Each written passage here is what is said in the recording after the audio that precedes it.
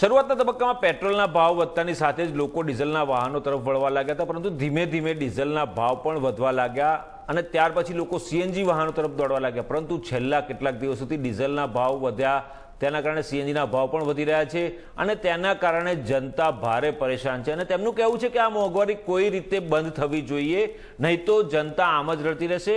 આવો જોઈએ શું કહે છે ગાઝિયાબાદના લોકો આ વિશેષ અહેવાલમાં।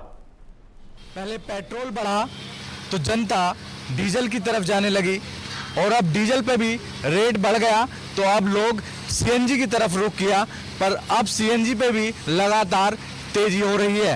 आज की अगर बात करें तो आज 2.5 रुपये प्रति लीटर बढ़ चुका है। ऐसे में एक सीएनजी पंप पर हम मौजूद हैं, आप देख सकते हैं यहाँ लोग जो है भरवाने के लिए आए हैं।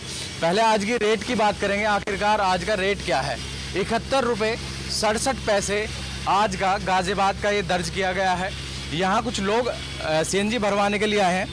सर आपसे जानना चाहूँगा, लगातार बढ़ रहे रेट पेट्रोल डीजल और अब सीएनजी पे भी लगातार तेजी हो रही है, तो क्या कहेंगे?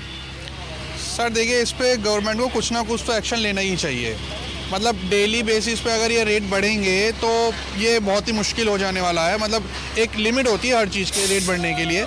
थोड़े बहुत बड़े हम देख रहे हैं बाहर भीतर जितने भी कंट्रीज़ हैं वहाँ पर भी महंगाई काफ़ी है।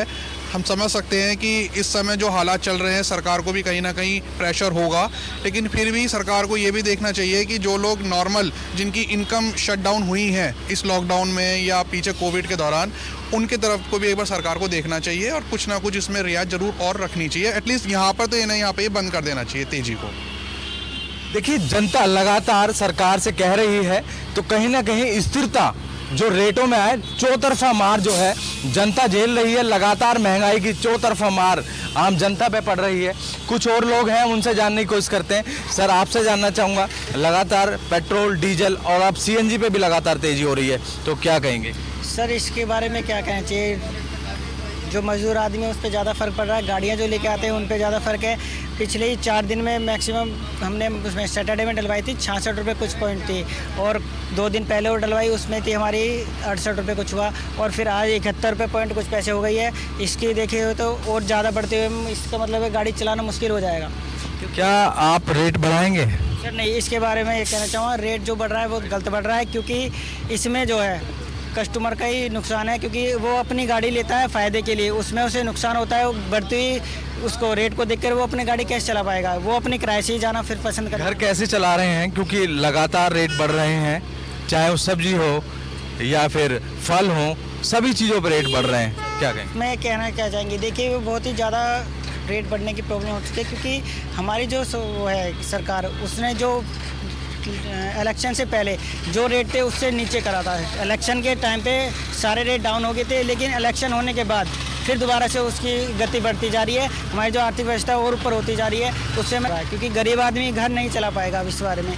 बिल्कुल, जैसे कि आपने सुना, ये है गाजियाबाद की जनता जो लगातार कह रही है कि अब रेटों में स्थिरता आए। कहीं ना कहीं जो महंगाई लगातार बढ़ रही है उस पर कहीं ना कहीं रुकावट होनी चाहिए और स्थिरता आए, और आम जनता फिर जैसे चुनाव से पहले और चुनाव के बाद में जो लगातार बढ़ोतरी हुई है, चाहे वो सब्जी की बात करें या फिर एलपीजी या पेट्रोल, चौतरफा मार आम जनता पे पड़ रही है। तो ऐसे में कहीं ना कहीं इस पे विचार करने की ज़रूरत है सरकार को।